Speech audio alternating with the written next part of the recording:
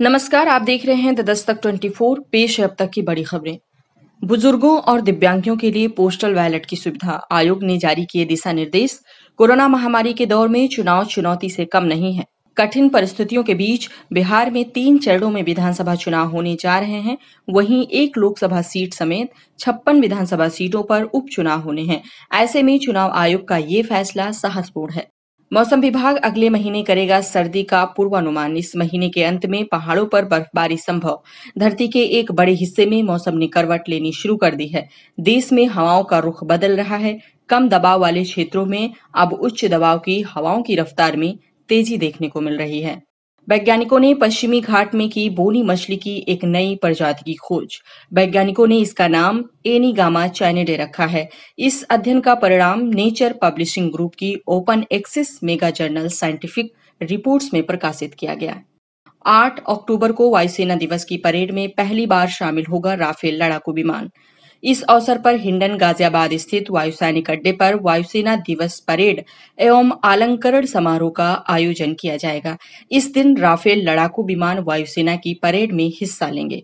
बिहार विधानसभा चुनाव में काले धन पर लगेगी लगाम। 2 अफसरों को बनाया गया पर्यवेक्षक। दोनों विशेष खर्च पर्यवेक्षकों की मदद माइक्रो ऑब्जर्वर करेंगे।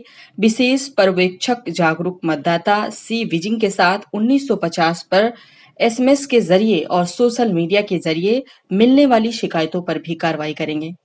हाथरस की घटना के खिलाफ आज झारखंड में कांग्रेस कर रही है सत्याग्रह।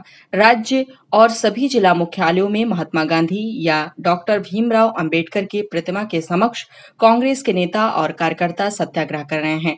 कांग्रेस के प्रदेश अध्यक्ष डॉक्टर रामेश्वर उरांव ने बताया है कि उत्तर प्रदेश के हाथरस में हुई घटना से देश भर के लोगों को पीड़ा है।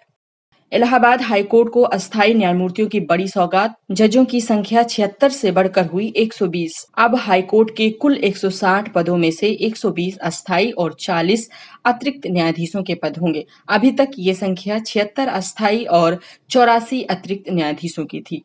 भारत में यूनिसेफ ने कहा, पोषण अभियान को कोरोना से पहले के स्तर पर लाना है जरूरी।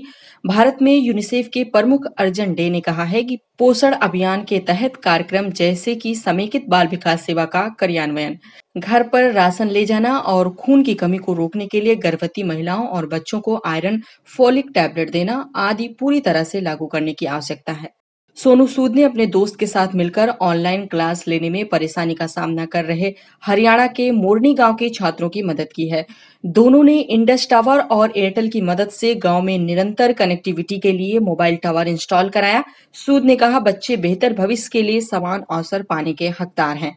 भारत को घेरने के लिए चीन की रणनीति वीआरआई पर सी ने मांगा बांग्लादेश का साथ। उन्होंने दोनों देशों के रणनीतिक संबंधों को नई ऊंचाइयों पर ले जाने के लिए बिल्ड एंड रोड इनिशिएटिव यानी वीआरआई को संयुक्त रूप से बढ़ावा देने के लिए कहा है। सी ने ये बात दोनों देशों के राजनयिक संबंधों की स्थापना की 45वीं वर्षगांठ पर बांग्लादेशी समकक्ष मोहम्मद अब्दुल हमीद के साथ बधाई संदेशों के आदान प्रदान में कही। आज की 10 बड़ी खबरों में इतना ही। अन्य खबरों के लिए बने रहें द दस्तक 24 के साथ।